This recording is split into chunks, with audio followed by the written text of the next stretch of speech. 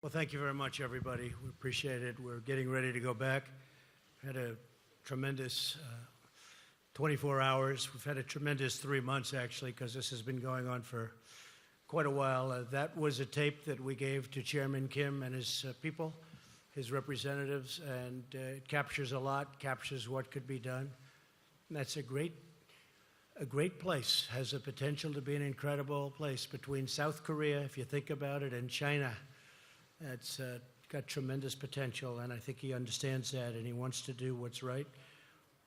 It's my honor today to address the people of the world following this very historic summit with Chairman Kim Jong-un of North Korea. We spent very intensive hours together, and I think most of you have gotten the signed document, or you will very shortly.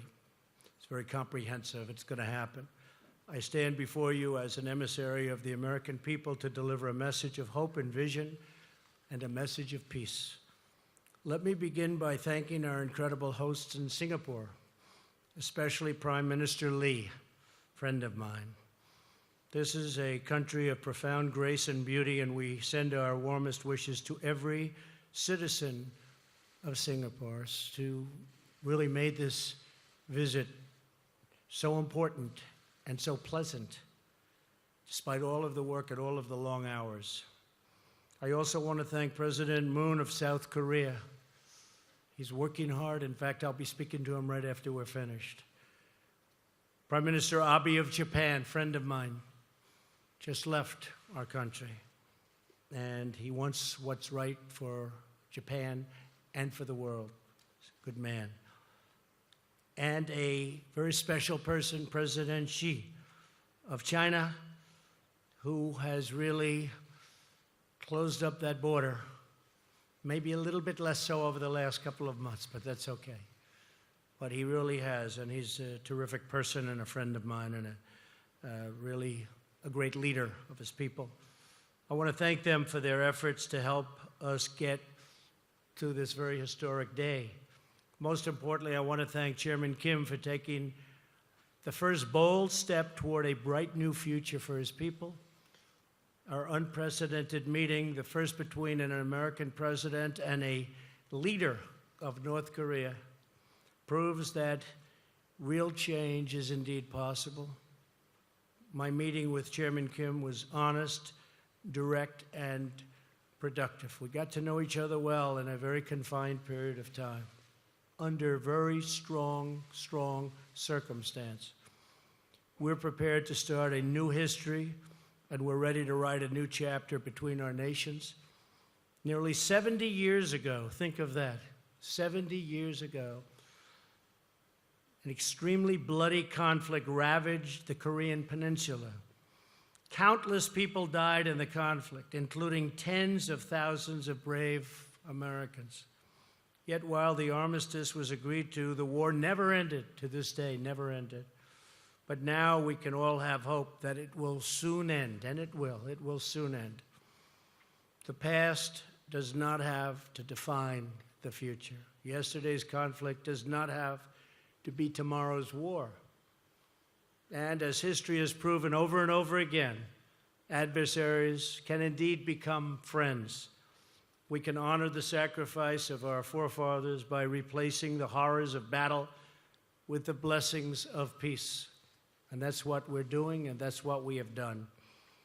There is no limit to what North Korea can achieve when it gives up its nuclear weapons and embraces commerce and engagement with the rest of the world that really wants to engage. Chairman Kim has before him an opportunity like no other, to be remembered as the leader who ushered in a glorious new era of security and prosperity for his people. Chairman Kim and I just signed a joint statement in which he reaffirmed his unwavering commitment to complete denuclearization of the Korean peninsula. We also agreed to vigorous negotiations to implement the agreement as soon as possible. And he wants to do that. This isn't the past. This isn't another administration that never got it started and therefore never got it done. Chairman Kim has told me that North Korea is already destroying a major missile engine testing site. That's not in your signed document. We agreed to that after the agreement was signed. That's a big thing. For the missiles that they were testing, the site is going to be destroyed very soon. Today is the beginning of an arduous process. Our eyes are wide open, but peace is always worth the effort, especially in this case. This should have been done years ago. They should have been resolved a long time ago. But we're resolving it now. Chairman Kim has the chance to seize an incredible future for his people. Anyone can make war, but only the most courageous can make peace. The current state of affairs cannot endure forever. The people of Korea, North and South, are profoundly talented, industrious, and gifted. These are truly gifted people. They share the same heritage, language, customs, culture, and destiny. But to realize their amazing destiny, to reunite their national family, the menace of nuclear weapons will now be removed. In the meantime, the sanctions will remain in effect. We dream of a future where all Koreans can live together in harmony, where families are reunited and hopes are reborn, and where the light of peace chases away the darkness of war. This bright future is within, and this is what's happening. It is right there. It's within our reach. It's going to be there. It's going to happen. People thought this could never take place. It is now taking place. It's a very great day. It's a very great moment in the history of the world. And Chairman Kim is on his way back to North Korea, and I know for a fact as soon as he arrives, he's going to start a process that's going to make a lot of people very happy and very safe. So it's an honor to be with everybody today. The media, it's a big gathering of media, I will say. Makes me feel very uncomfortable. But it is what it is. People understand that this is something very important to all of us, including yourselves and your families. So thank you very much for being here. We'll take some questions. Wow. It's a lot of questions. Go ahead. Sure, go ahead. NBC. Thanks, Mr. President. Two questions for you, if you don't mind. First, the man you met today, Kim Jong-un, as you know, has killed family members, has starved his own people, is responsible for the death of Otto Warmbier.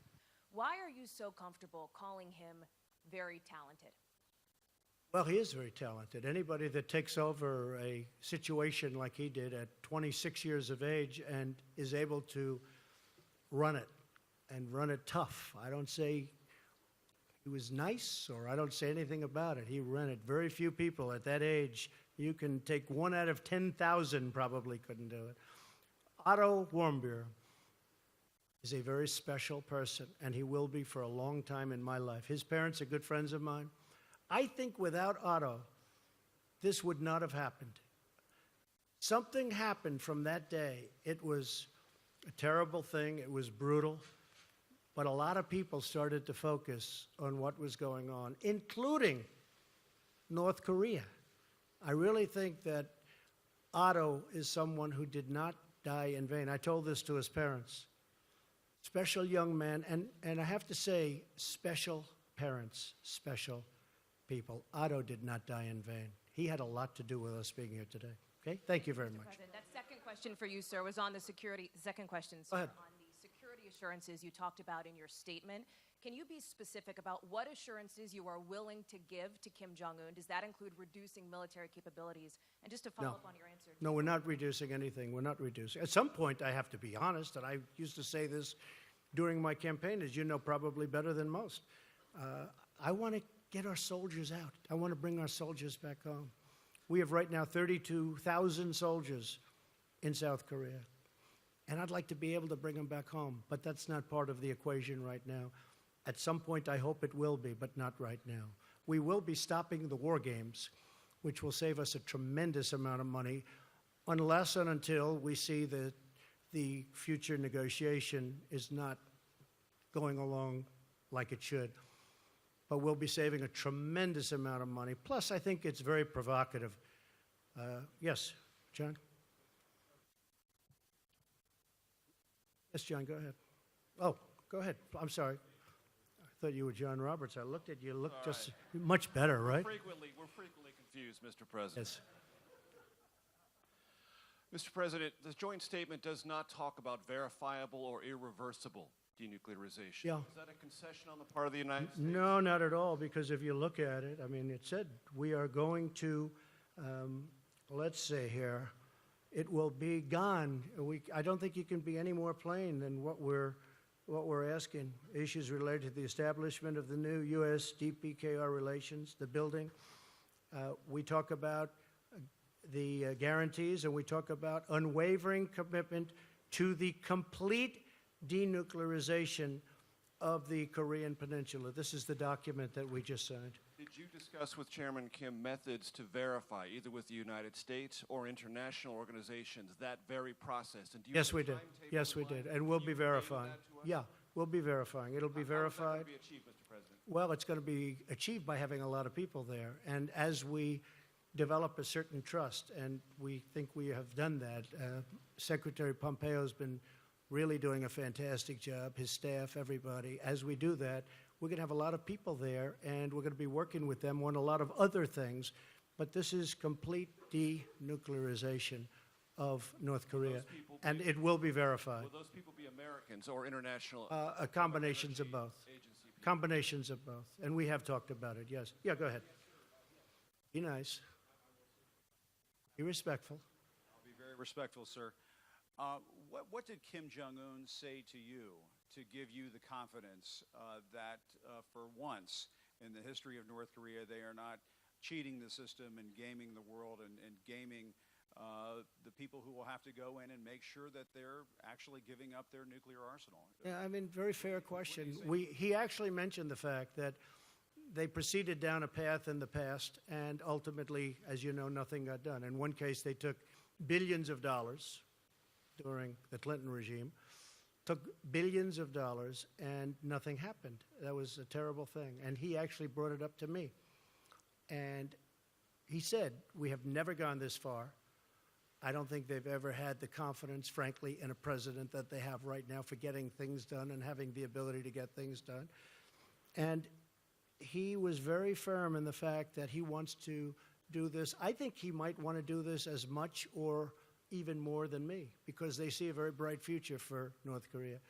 So you never know, right? We never know. But I'll tell you what, we signed a very comprehensive document today, and I think most of you have been given that document. But we signed a very, very comprehensive document, and I believe he's going to live up to that document. In fact, when he lands, which is going to be shortly, I think that he will start that process right away. I do. I can only say that I know him for really well. It's been very rhetorical, as you know. I think without the rhetoric, it wouldn't have happened. I think without other things going along, I think the establishment of a new team was very important. They have a great team, but I think he wants to get it done. I really feel that very strongly. Oh, there's John. You know, you two guys look alike when the light is right on the hair is very similar. Let me see who has better hair. He's got pretty good hair, John. It's the angelic glow of the backlighting, Mr. President, that makes us look so similar. Of course, the denuclearization and nuclear weapons and biological weapons and whatnot is one problem in North Korea. Another huge problem is the horrible record that they have on human rights. Was that discussed at all? Is that something that you will tackle in the Yes, future? it was discussed. It will be discussed more in the future, human rights. And what was also discussed in great detail, John, was the fact that, you know, we have, and I must have had just countless calls and letters and tweets, anything you can do. They want the remains of their sons back. They want the remains of their fathers and mothers and all of the people that got caught into that really brutal war, which took place to a large extent in North Korea. And I asked for it today, and we got it. That was a very last minute The remains will be coming back. They're going to start that process immediately. But so many people, even during the campaign, they'd say, is there any way you can work with North Korea to get the remains of my son back or my father back? So many people asked me this question, and I said, look, we don't get along too well with that particular group of people, but now we do. And he agreed to that so quickly and so nice. It was really a very nice thing, and he understands it. He understands it. So for the thousands and thousands, I guess way over 6,000 that we know of in terms of the remains, they'll be brought back. The POW MIA issue clearly is a very important one for thousands. Especially to a lot of people that are... But what do you, President Trump, expect Kim Jong-un to do about the human rights record regarding the North Korean people? Right. It was discussed. It was discussed relatively briefly compared to denuclearization. Well, obviously, that's where we started and where we ended. But they will be doing things, and I think he wants to do things. I think he wants to. You'd be very surprised. Very smart, very good negotiator, wants to do the right thing. He brought up the fact that in the past, they took dialogue far. They never were like we are. There's never been anything like what's taken place now. But they went down the line. Billions of dollars were given, and the following day, the nuclear program continued. But this is a much different time, and this is a much different president, in all fairness. This is very important to me. This was perhaps one of the reasons that I won. I campaigned on this issue, as you know very well, John. Okay, whoever those people are, I cannot see you with all the lights, but you don't look like either of the two. Yeah, go ahead. Sure, go ahead. Thank you, Mr. President. And first of all, congratulations. Thank you very much. Appreciate it. Did you touch on the issue of peace treaty? And Yeah. also, will you travel to Pyongyang anytime soon? Well, at a certain time, I will. I said that will be a day that I look very much forward to at the appropriate time. And I also will be inviting Chairman Kim at the appropriate time to the White House. I think it's really going to be something that will be very important. And he has accepted. I said at the appropriate time. We want to go a little bit further down the road. But what we signed today was a lot of things included. And then you have things that weren't included that we got after the deal was signed. I've done that before in my life. And we didn't put it in the agreement because we didn't have time. And I think most of you have been handed out the agreement or soon will. But oh, you have not? Okay. Well, if you could have those agreements passed out. We just finished them just a little while ago. But if you could have the agreements passed out, you'll see what we're talking about. Yes, sir. Go ahead. I want to second the congratulations, President. Thank you. What part did Japan play, and did the abduction issue come up? And Yes. also, the fate of the Christians. And the Yes. follow-up question is, when will you be doing an interview with Japanese TV? 50,000 American troops are in Japan. That's true. Congratulations again. 50,000 great troops, that's true. Yeah, it did. Abduction, absolutely. This Prime Minister Abe's, one of his, certainly, other than the whole denuking subject, certainly I would say his main point. And I brought it up, absolutely, and they're going to be working on that. It will be. We didn't put it down in the document, but it will be worked on. Christians, yes, we brought it up very strongly. Franklin Graham spent and spends a tremendous amount of time in North Korea. He's got it very close to his heart. It did come up, and things will be happening. Okay? Thank you. Great question. Yes, John, go ahead.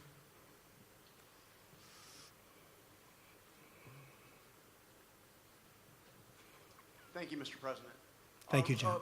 Returning to the question of human rights, you spoke very powerfully on the issue during your State of the Union address. Right. You showed that you had the defector in the First Lady's box with the crutches who escaped. And you, at that point, said that North Korea has more brutally oppressed its people than any other regime on earth. Do you still believe that is the case, having sat down with Kim Jong-un? And does he need to change that? John, I believe it's a rough situation over there. There's no question about it. And we did discuss it today pretty strongly. I mean, knowing what the main purpose of what we were doing is, denuking, but discussed it at pretty good length. We'll be doing something on it. It's rough. It's rough in a lot of places, by the way, not just there, but it's rough. And we will continue that, and I think ultimately we'll agree to something. But it was discussed at length outside of the nuclear situation, one of the primary topics. But do you think that needs to change to bring on this glorious new era you've talked about? Are they going to have to? I think it will change, yeah. I think it probably has to, but I think it will. Yeah. Thank you. Thank you very much. Steve, that's you, Steve, right there. Yes, sir. Thank you. What timetable do you envision for their denuclearization? And in the meantime, are you thinking about easing any sanctions? Well, you know, scientifically, I've been watching and reading a lot about this, and it does take a long time to, pull off complete denuclearization. It takes a long time. Scientifically, you have to wait certain periods of time, and a lot of things happen. But despite that, once you start the process, it means it's pretty much over. You can't use them. That's the good news. And that's going to start very, very soon. I believe that's going to start very soon. We will do it as fast as it can mechanically and physically be done, Steve. And the sanctions? The sanctions will come off when we are sure that the nukes are no longer a factor. Sanctions played a big role, but they'll come off at that point. I hope it's going to be soon, but they'll come off. They, as you know, and as I've said, the sanctions right now remain. But at a certain point, I actually look forward to taking them off. And they'll come off when we know we're down the road where it's not going to happen. Nothing's going to happen, okay? Thank you. Yes, go ahead, please. Thank you, Mr. President. Thank you. Congratulations on this historic summit. Thank you very much. You Congratulations to everybody, by the way. Congratulations to everybody. Go ahead. You signed a document with Kim Jong-un. It's essentially a piece of paper. Yesterday, we had a briefing from the Secretary of State, Mike Pompeo, and he said the following: many presidents previously have signed off on pieces of paper, only to find that the North Koreans either didn't promise what we thought they had or actually reneged on those promises. What makes this time different, Mr. President? Well, you have a different administration. You have a different president. You have a different Secretary of State. You have people that are, it's very important to them, and we get it done. The other groups, maybe it wasn't a priority. I don't think they could have done it if it was a priority, frankly. I don't think they honestly could have done it even if it was a priority. And it would have been easier back then. For me, it would have been much easier if this were 10 years ago or 5 years ago.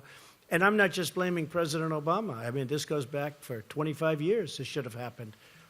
I was given a very tough hand. I was given this. I was given the Iran deal and plenty of other problems. But we're doing really well. And the Iran deal, I have to be honest, I did it because nuclear is always number one to me. Nuclear is number one. But on the Iran deal, I think Iran is a different country now than it was 3 or 4 months ago. I don't think they're looking so much to the Mediterranean. I don't think they're looking so much at Syria like they were with total confidence. I don't think they're so confident right now.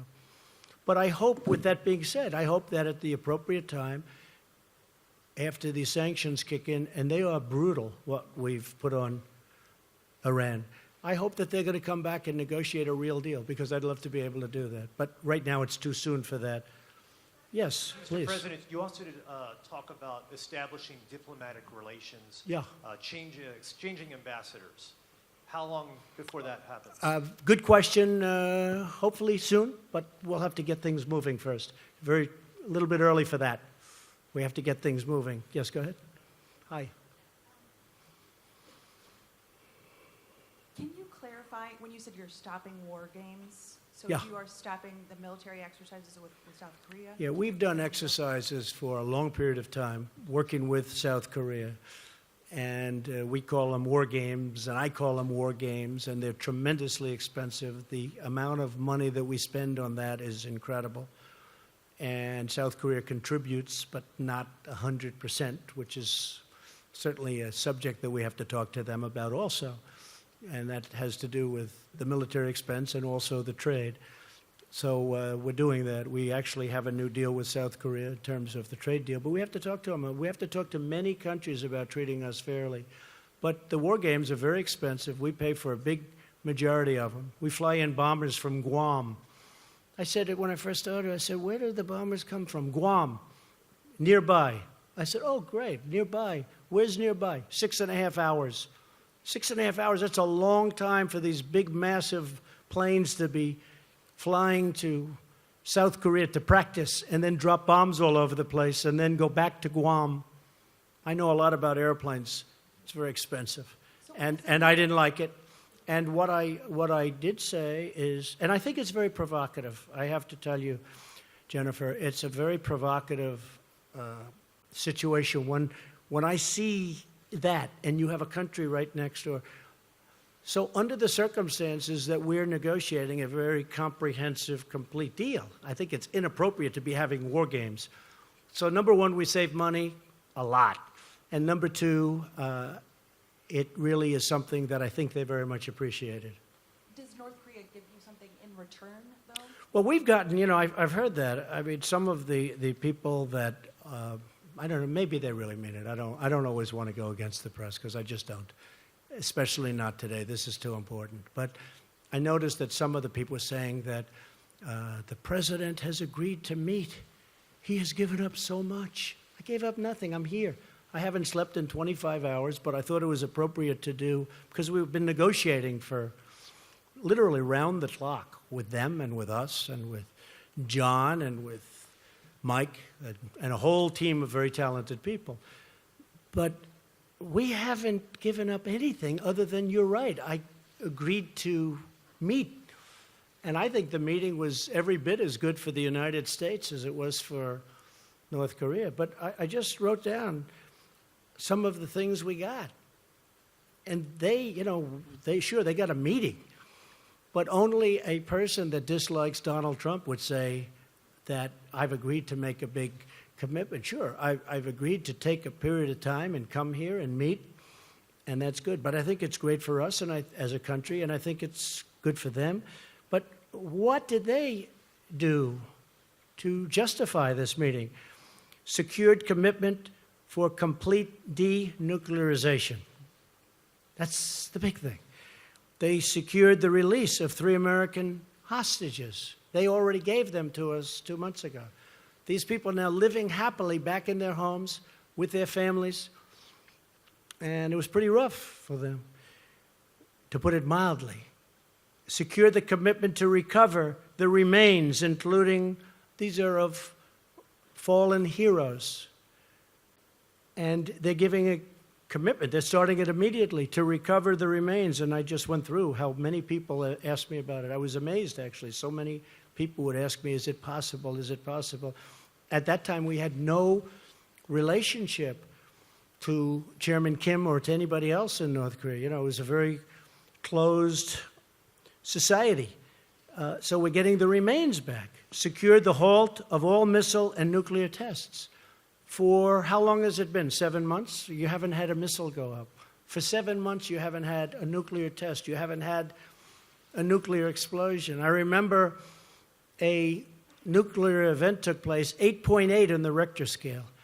And they announced, I heard it on the radio, they announced that a massive, earthquake took place somewhere in Asia.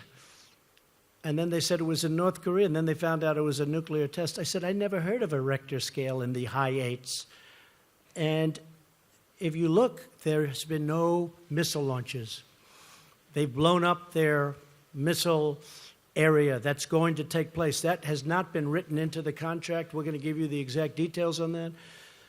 But they secured a halt of all missiles and of all nuclear tests. They secured the closure of their single primary nuclear test site, all 3 of them. They're in an area that's common around each other. They secured the closure. They secured the commitment to destroy the missile engine testing site. That was not in your agreement. I got that after we signed the agreement. I said, do me a favor. You've got this missile engine testing site. We know where it is because of the heat. It's incredible the equipment we have, to be honest with you. I said, can you close it up? You're going to close it up. We maintain the ability to continue to apply sanctions. So we're applying sanctions. Now, I had 300 sanctions that I was getting ready to put on last week, and I said, I can't really put on sanctions when I'm meeting with. I thought it would be very disrespectful. 300 very big ones, powerful ones. And I said it would be disrespectful. So, Jennifer, when you look at all of those things that we got, and when we got our hostages back, I didn't pay $1.8 billion in cash, like the hostages that came back from Iran, which was a disgraceful situation, what took place. So we've gotten a lot. So when I hear somebody in the media say that President Trump has agreed to meet, like, it's not a big deal to meet. I think we should meet on a lot of different topics, not just this one. And I really believe a lot of great things can happen. Yes, go ahead, please. Sir, you just listed off a lot of things that you say you got in this meeting. It wasn't too long ago, though, that you said you defined success of this meeting by North Korea giving up its nuclear weapons. Well, that's what they're doing. Well, can you talk about how Sure, how that's what they're doing. well, I mean, I how don't you think the, pressed yeah. Kim Jong-un for a complete, verifiable, irreversible. Yeah, I didn't denuclearization. honestly. And can you say why Right. you didn't secure those details in this agreement? Because there's no time. I'm here one day. We're together for many hours intensively, but the process is now going to take place. And I would be surprised, Mike, if they haven't even started already. They have started. They blew up their sites. They blew up their testing site. So, but I will say, he knew prior to coming, you know, this wasn't like a surprise. It wasn't like we've never discussed it. We discussed it. Mike discussed it very strongly with his counterpart in North Korea. They knew that this was, let's say they didn't agree to that, I couldn't sign any agreement. There was no agreement that could have been signed. So they understood that. And it wasn't a big point today because really this had been taken care of more than any other thing because it was all about this. This has been taken care of before we got here. So when we brought that up today, you see the language, it's very strong. It's in the document. Yes, ma'am. Thank you, Mr. President. Could you talk about the military consequences for North Korea if they don't follow through on the commitments that you're talking about? Well, I don't want to Could talk. there be Yeah, I know. That's a tough thing to talk about because I don't want to be threatening. I don't want to be threatening. They understood that. And you've seen what was perhaps going to happen. And you know, Seoul has 28 million people. We think we have big cities. You look at New York where it has 8 million people. We think it's a big city. Seoul has 28 million people. Think of that. And it's right next to the border. It's right next to the DMZ. It's right there. I mean, if this would have happened, I think, you know, I've heard, 100,000 people. I think you could have lost 20 million people, 30 million people. This is really an honor for me to be doing this because I think, you know, potentially you could have lost, 30, 40, 50 million people. The city of Seoul, one of the biggest cities in the world, is right next to the border. You once spoke about fire and fury. Is that no longer the case? Well, at that time we needed perhaps fire and fury because we could not have allowed that kind of capability from the standpoint of the United States. And certainly Japan wasn't going to allow it either. Japan is right next door. One more thing, Mr. President, could you tell us about the video that you showed before this? Yeah. When did you show that to Kim? What was the goal Today. here? Yeah. We had it made up by some, I hope you liked it. I thought it was good. I thought it was interesting enough to show. One in English and one in Korean. And we had it made up. I showed it to him today, actually during the meeting, toward the end of the meeting. And I think he loved it. They were given, we didn't have a big screen like you have the luxury of having. We didn't need it because we had it on a cassette and an iPad, and they played it. And about 8 of their representatives were watching it, and I thought they were fascinated by it. I thought it was well done. I showed it to you because that's the future. I mean, that could very well be the future. And the other alternative is just not a very good alternative. It's just not good. But I showed it because I really want him to do something. Now, I don't think I had to show it because I really believe he wants to. I think he wants to get it done. Yes, go ahead. How's Staten Island Ferry doing? Okay. He wrote the best story about me with the Staten Island Ferry, and after that, he's never written a good story. I don't know what happened. It's a long time ago. Mr. President, it's been a busy week for you on the international stage. You're leaving this summit here in Singapore having determined that Kim Jong-un is a talented man. You left the G7 summit a few days ago in Canada having determined that Prime Minister Trudeau is weak and dishonest. What do you say to America's allies who worry that you might be jeopardizing our long-term alliances and who worry that you might be treating our historic friends as enemies and our historic enemies as friends? Well, first of all, I think it's a very fair question. I had a very good meeting with the G7, and I left the meeting, and I'll be honest, we are being taken advantage of by virtually every one of those countries, very, very seriously. Now, the United States, because of bad management at the top, because of presidents that didn't care about trade or didn't understand it or whatever reason, for many years, with China being obviously the most successful at it, but the European Union is second, 151 billion we lost. They were represented at the meeting. And we're being taken advantage of on trade. Canada does have very big advantages over us in terms of trade deficits. We have a big trade deficit with Canada. I was reading where, it's actually a surplus. Not a surplus.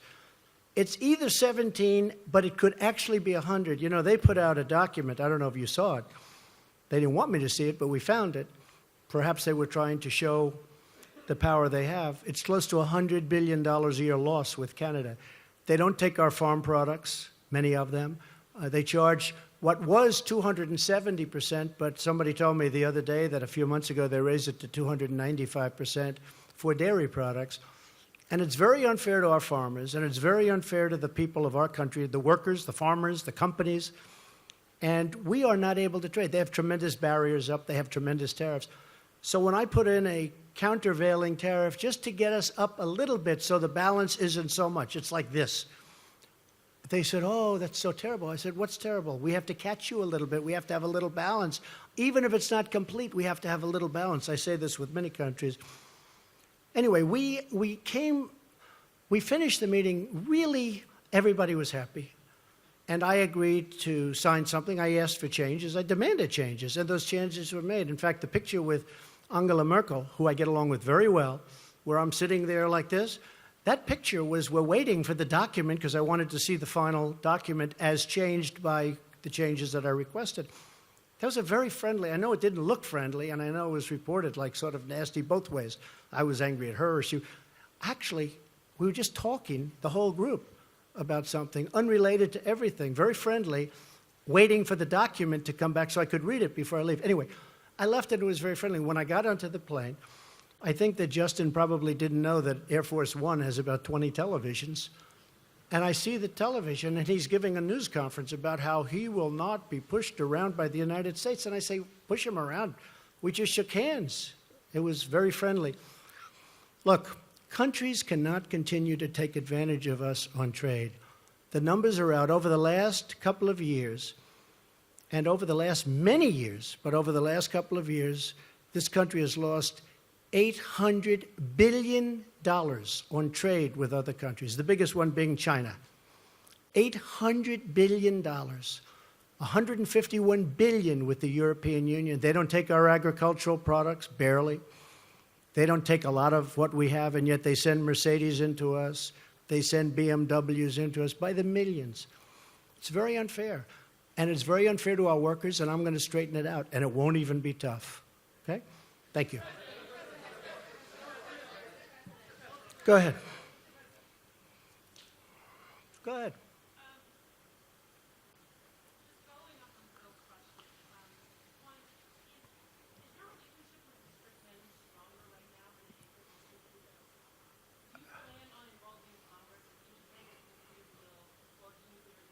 I would like to involve Congress, yes. And no, I have a good relationship with Justin Trudeau. I really did. Other than he had a news conference that he had because he assumed I was in an airplane and I wasn't watching.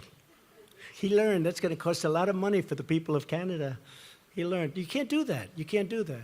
We left. We had a very good relationship. I've had a good relationship with Justin. I have a good relationship with all. I have a very good relationship with Angela Merkel. But on NATO, we're paying 4.2%. She's paying 1% of a much smaller GDP than we have.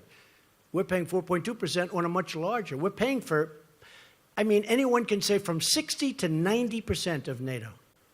And we're protecting countries of Europe. And then on top of it, they kill us on trade. So you just can't have it that way. It's unfair to our taxpayers and to our people.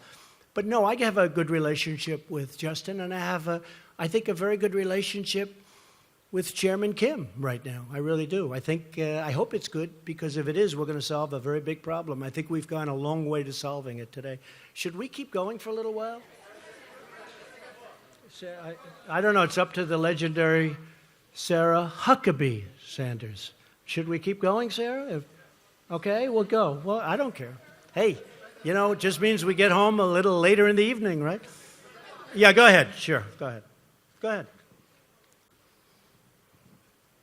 Hi, Mr. President. How are you? I'm Nice- good. nice From to the see you. Straits Times of Singapore. Welcome to the country. Thank you very I much. hope you enjoyed our food. Beautiful country, I did. I just wanted to find out, you describe this as a process. What is the immediate next step? Is there some ongoing dialogue? with Yes. the Oh, North we're getting Koreans? together next week to go into the details. And that's our Secretary official Pompeo, level? yeah, next week with John Bolton and our entire team to go over the details and to get this stuff done. We want to get it done. He wants to get it done. We're also working very much with South Korea. We're working with Japan. We're working with China to a lesser extent, but we're working with China. And you're coming back to Singapore? I would come back gladly. Your prime minister was fantastic. We were with him yesterday. He's done a great job. It was very welcoming. It really probably it probably made a difference, actually. It's a great place. Thank you very much. Thank you, Mr. Yes, ma'am. President. Thank you, Mr. President. What was it about that first interaction with Chairman Kim this morning that made you decide not to walk away after you said that you would know within the first minute if he Yeah, was sincere? I've said that about relationships. I've said that about people. You know, in the first second, now I was generous, I said 5 seconds, but you know, in the first second, in some cases, sometimes that doesn't work out. But sometimes it does. From the beginning, we got along. But there's been a lot of groundwork. This wasn't like we went and we started talking about, as you know, right? We didn't just come in and start talking about these very complex subjects that have been going on for 70 years. We've been discussing this for months. And, you know, once the rhetoric stopped, once they did a great thing. You know, North Korea did a great thing by going to the Olympics, because the Olympics, and President Moon will tell you this, the Olympics was not exactly doing great. People didn't feel like being bombed out of the opening ceremonies. You know, they weren't exactly selling tickets. And as soon as the Chairman Kim, said, let's participate in the Olympics, it sold like wildfire and was a great success as an Olympics. It was a great success. He did a great thing. But since that time, pretty much since that time, because as you know, a delegation came from South Korea who had just met with North Korea. They came to the White House. They told me lots of things, including the fact that they'd be willing to denuke. We have one of their great people here today, that they were willing to denuke. And once that started, we have been really talking about that from the end of the Olympics, when the whole delegation came to say various things, including denuking. If I may, a second question. In the document that you signed earlier today, North Korea agreed to commit to denuclearization. To borrow a phrase that you have used to criticize your predecessors and political opponents, how do you ensure that North Korea is not all talk, no action? Well, I think, can you ensure anything? Can I ensure that you're going to be able to sit down properly when you sit down? I mean, you can't ensure anything. All I can say is they want to make a deal. That's what I do. My whole life has been deals. I've done great at it. And that's what I do. And I know when somebody wants to deal, and I know when somebody doesn't. A lot of politicians don't. That's not their thing. But it is my thing. I mean, again, this really could have been done, I think, easier a long time ago. But I know I just feel very strongly, my instinct, my ability or talent, they want to make a deal. And making a deal is a great thing for the world. It's also a great thing for China, because I can't imagine that China is happy with somebody having nuclear weapons so close. So, China was very helpful. So I think he wants to make a deal. Can anybody be certain? But we're going to be certain soon, because the negotiations continue. Okay? Thank you very much. Go ahead.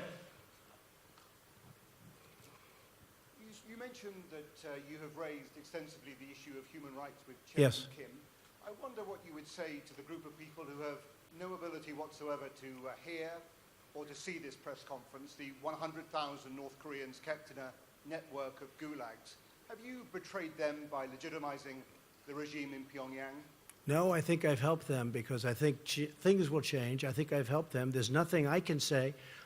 All I can do is do what I can do. We have to stop the nuclearization. We have to do other things, and that's a very important thing. So at a certain point, hopefully you'll be able to ask me a much more positive question or make a statement. But not much I can do right now. At a certain point, I really believe he's going to do things about it. I think they are one of the great winners today, that large group of people that you're talking about. I think ultimately they're going to be one of the great winners as a group. Yes, sir, go ahead. Go ahead. Yeah. Would you ever consider removing the sanctions without significant improvement in the human rights situation? No, I want significant improvement. I want to know that it won't be happening. And again, once you start that process, there'll be a point at which, even though you won't be finished for a while because it can't happen scientifically or mechanically, but you're not going to be able to go back. You know, once we reach that point, I'll start to give that very serious thought. Yes, go ahead. Go ahead. Go ahead. You first. Mr. President, did you also discuss the cost of denuclearization and how North Korea is about to foot the bill while the crippling sanctions remain in place? I'm from Channel News Asia, Singapore. Well, I think that South Korea and I think that Japan will help them very greatly. I think they're prepared to help them. They know they're going to have to help them. I think they're going to help them very greatly. We won't have to help them. The United States has been paying a big price at a lot of different places. But South Korea, which obviously is right next door, and Japan, which essentially is next door, they're going to be helping them, and I think they're going to be doing a very generous job and a terrific job. So they will be helping them. And yes, ma'am, go ahead, behind, yes. Thank you, Mr. President. Thank you. I'd like to follow up on Steve's question. He asked you how long it would take to denuclearize the Korean Peninsula. You said a long time. What does that mean? Well, I don't know when you say a long time. I think we will do it as fast as it can be done scientifically, as fast as it can be done mechanically. I don't think, I mean, I've read horror stories. It's a 15-year process, okay? Assuming you wanted to do it quickly, I don't believe that.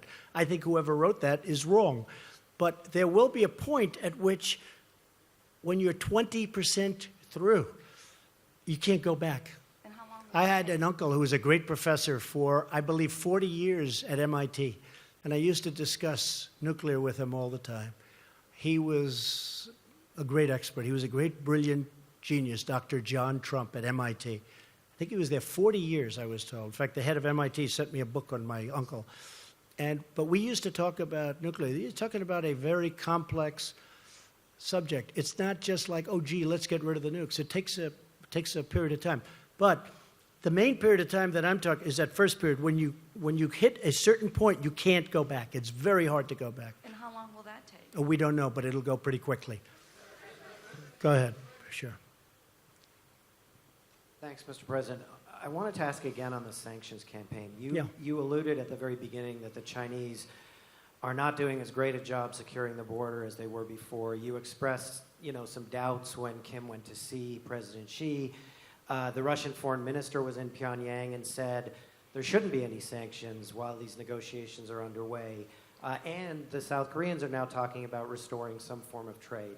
So with all of those players appearing to be moving toward eroding sanctions, how can you keep the sanctions regime in place? What leverage do you have on these countries? Well, I think we have a lot of leverage. I think we have tremendous leverage. I do believe that China, despite my relationship with President Xi, a man who I told you I have great respect for and like also a lot, we're having very tough talks on trade. And I think that probably affects China somewhat, but I have to do what I have to do. And I think over the last 2 months, the border is more open than it was when we first started. But that is what it is. We have to do it. We have a tremendous deficit in trade, commonly known as a trade deficit. We have a tremendous deficit in trade with China. We have to do something about it. We can't continue to let that happen. And I think that has had an impact on my relationship in terms of the border. I don't think it has a relationship I don't think it affects my feeling or my relationship to President Xi, but when we first started, we weren't ready to go that route. And as we started preparing and getting ready to do that, I think that's had an impact on, frankly, the border, which is a shame. But I have to do it. I have no choice. For our country, I have to do it. South Korea will do whatever's necessary to get a deal done. If that means we can't trade, well, they're not going to trade. They're definitely not going to trade. If they think, and they would do this with our concurrence, if they think that they can do some work because we're very far down the line, we're actually very far. That document, when you read it today, that's far down the line. That's not something that just happened to be put together. This was done over months. And again, the rhetoric was important and the sanctions were important. I don't even know which one was more important. They were both important. Yeah, go ahead. Mr. President, David Sanger of the New York Times. I was wondering if you could give us some sense of whether the Chairman Kim told you how many nuclear weapons he believes he's made, whether he's willing to turn those over first, and then whether in your mind you need to do more than was done in the Iran deal for actually dismantling both the uranium and the plutonium processes, and whether or not you've had a sense that Chairman Kim really understood what that involved and had a timetable in his own mind of shutting that. Well, David, I can tell you he understands. He understands it so well. He understands it better than the people that are doing the work for him. That is an easy one. As far as what he has, it's substantial, very substantial. The timing will go quickly. I believe you'll see some good action. I mean, as an example, one of the things with the missile site, I think you're probably surprised to hear that was a throw-in at the end, the missile site. But I really believe, David, that it's going to go very quickly. I really believe that it's going to go fast. And it is a very substantial arsenal. There's no question about it. I used to say, maybe it's all talk and no action. But we have pretty good intelligence into that, although probably less there than any other country. You understand that maybe better than anybody in the room. Probably less there than any other country. But we have enough intelligence to know that what they have is very substantial. This is why, David, I always say that this shouldn't have taken place so late into the process. Wouldn't this have been better if it was 5 years ago or 20 years ago or 15 years ago and we didn't have to worry about not having a successful meeting like today? So, and I still love my first interview with you, David. I still have that interview, actually. Yeah, go ahead. Thank you.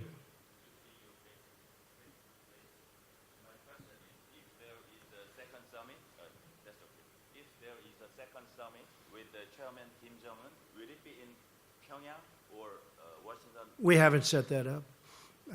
We'll probably need another summit. We'll probably need, or meeting, we can use a different term, but we'll probably need another one. I will say this, we're much further along than I would have thought. I did not think we'd be here. I thought, and I've told people, I didn't want to build up people's hopes too much. I told people, I thought that this would be a successful meeting if we got along, we developed a relationship, and we could have maybe gotten to this point in 3 or 4 months from now. But it really happened very quickly. A lot of that was because of the foundation that was, put down before we met. A lot of things happened very fast. We didn't have, as an example, bringing back the remains. That was not one of the things that was on our agenda today. I brought it up at the very end because so many people had talked to me about it. And I brought it up at the very end, and he was really very gracious. Instead of saying, well, let's talk about it the next time, he said, it makes sense, we will do it. And he knew, they know where many of those incredible people are, where they're buried, along roads, along highways, along paths, usually, because our soldiers were moving back and forth and they had to move rapidly. It's very sad. But he knew, and that was brought up at the very end. And, it was really great that he was able to do it. A lot of people are going to be very happy about that. Yes, go ahead, please. Thank you. Emerald Robinson, One American News. Congratulations. Thank you. Thank you for the nice way you treat us. We appreciate it. Really, it's very good. It's really beautiful what you do. Go ahead. So you. And now I'll probably get this killer question. Well, I do want to talk about the future of North Okay, Korea. it's all right. Specifically, the people Kim Jong-un is saying he's wanting a brighter future with prosperity for his people, yet we know they lived under oppression. You showed him this video of what the future could be like, but do you have an idea specifically of the model that he would like to go towards? Economically, is he open to more economic freedom? It's a good question. So you saw a tape today, and that I think was done really well, but that was done at the highest level of future development. I told him, you may not want this. You may want to do a much smaller version of this. I mean, you're going to do something, but you may want to do a smaller version. You may not want that with the trains and the everything, you know, super, everything the top. And maybe you won't want that. It's going to be up to them. It's going to be up to them. It's going to be up to the people what they want. They may not want that. I can understand that too. But that was a version of what could happen, what could take place. As an example, they have great beaches. You see that whenever they're exploding their cannons into the ocean, right? So I said, boy, look at that beach. Wouldn't that make a great condo behind? And I explained, I said, you know, instead of doing that, you could have the best hotels in the world right there. Think of it from a real estate perspective. You have South Korea, you have China, and they own the land in the middle. How bad is that, right? It's great. But I told them, I said, you may not want to do what's there. You may want to do a smaller version of it, or, you know, and that could be. Although I tell you what, he looked at that tape, he looked at that iPad, and I'm telling you, they really enjoyed it, I believe. Okay? Yeah, go ahead. A couple of more. Okay, we'll do 3 more. Yeah, go ahead. Go. Brian Bennett from Time Magazine. Yes, hi, Brian. Do Am you I on the now cover see- again this week? Boy, have I been so many Entirely covers. possible. Huh? I know. That's Do you okay. now see Kim Jong-un as an equal? In what way? You just showed a video that showed you and Kim Jong-un on equal footing in discussing the future of the No, country. I think that I don't view it that way. See, I don't view it that way. I'll do whatever it takes to make the world a safer place. If I have to say I'm sitting on a stage, I mean, I understand what you're getting at. If I have to say I'm sitting on a stage with Chairman Kim, and that's going to get us to save 30 million lives, could be more than that, I'm willing to sit on the stage. I'm willing to travel to Singapore very proudly, very gladly. Again, I you know, other than the fact that it is taking my time, they have given up a tremendous amount. They've given it up even before, and even add the Olympics to it. You know, you could add the Olympics to the question. They went to the Olympics. They took an Olympics that was going to be a massive failure, that maybe wouldn't have even opened, and they made it a tremendous success by agreeing to participate. Add that to the list of things that they've done. So, Brian, if I can save millions of lives by coming here, sitting down, and establishing a relationship with someone who's a very powerful man, who's got firm control of a country, and that country has very powerful nuclear weapons, it's my honor to do it. Are you concerned that the video you just showed could be used by Kim as propaganda to show him as... No, I'm not concerned at all. We can use that video for other countries. Go ahead. Mr. President, in the year 2000, President Clinton got a request by Kim Jong-il. Got impressed? Got a request Oh. from Kim Jong-il to travel to Pyongyang and meet him. And Clinton refused. He sent Secretary of State Albright. Yeah, he did a great deal, and he spent $3 billion and got nothing. They you- started making nuclear weapons. Mr. President, the day and you, on later. the other hand, got the request and right away went here to meet him. And do you understand those people who say that you gave him the ultimate present, a legitimacy to a regime who oppresses its people without an ongoing process before you, as the US president, as the leader of the free world, meet, shake hands with this leader of North Korea who is perceived to be oppressing brutally his own people? Okay, good. I think we just answered the But question. do you understand these people? I understand it much better than you do. Okay, yeah, go ahead. Go ahead. Thank you very much. Yes. Mr. President, Eliana Johnson with Sure. Politico. Hi. Hi. You mentioned a couple specific concessions that you got from Kim, the return of remains and the destruction of the nuclear site. And I know you said that was And an much add-on. more, and much more than that. Yeah, I know you said the last thing was an add-on and it wasn't in the agreement, but that he gave you his word.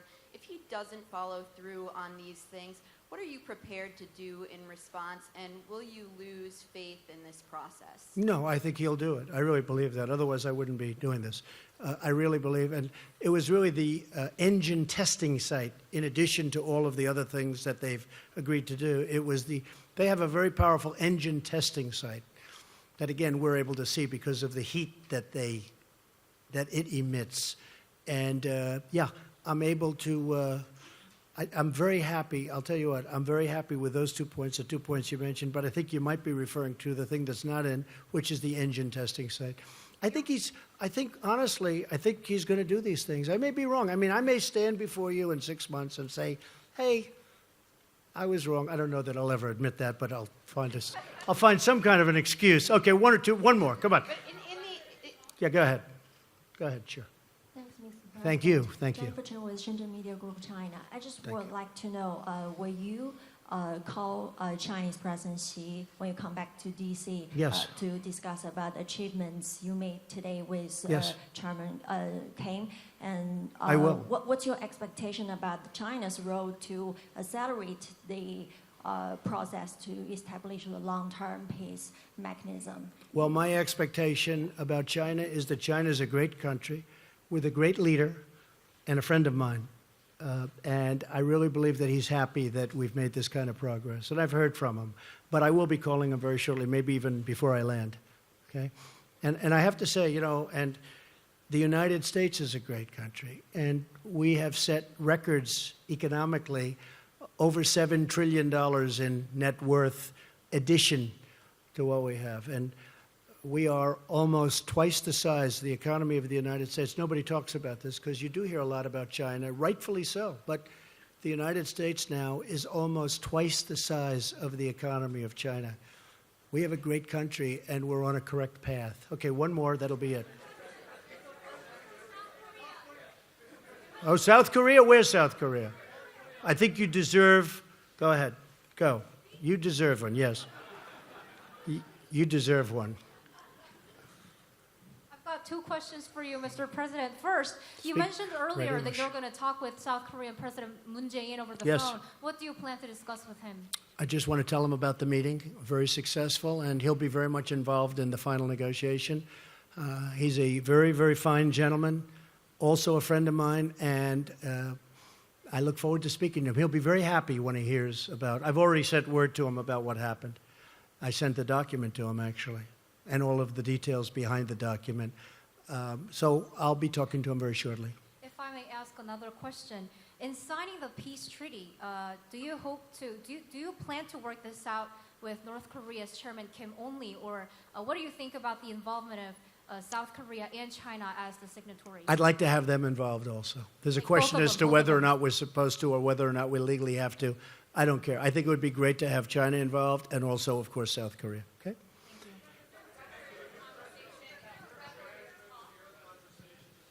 What? Mike, do they have a transcript? They probably have a rough transcript, which you can give us if you have one. No, they didn't record it. I don't think they recorded it. Are there any recordings of it? I wish there were, because it is interesting stuff. Say it. I don't. We probably have some notes or something, but they have actually detailed notes, I would imagine. But we had a great conversation. It was a very heartfelt conversation.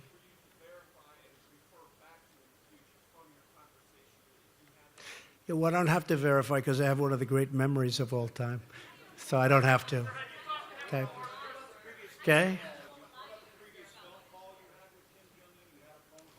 Yeah, but I don't want to discuss it. But what we did is we've had numerous discussions.